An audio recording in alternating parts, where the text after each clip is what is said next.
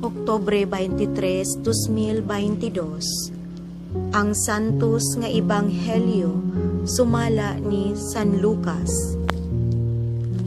Gisugilon usab ni Jesus kining sambingaya ngadto sa mga naniguro nga sila maayong tao ug nagtamay sa uban. May duha ka tawo nga nangadto sa templo aron pag-ampo. Ang usa Pariseo ug ang usa kobrador sa buhis. Ang Pariseo naglain pagtindog ug nag-ampo.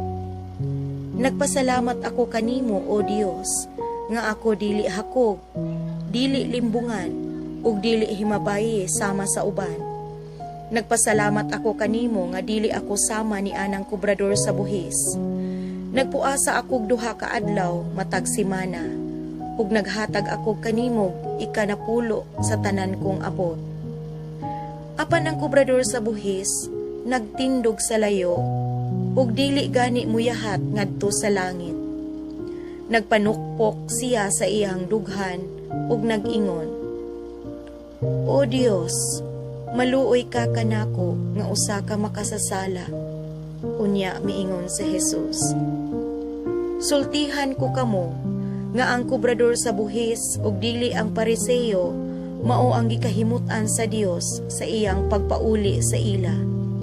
Kay ang tanan nga magpataas sa iyang kaugalingon ipaubos, ug ang tanan nga magpaubos sa iyang kaugalingon ipataas. Ang ebanghelyo sa Ginoo. Daigon ko ikaw, O Kristo.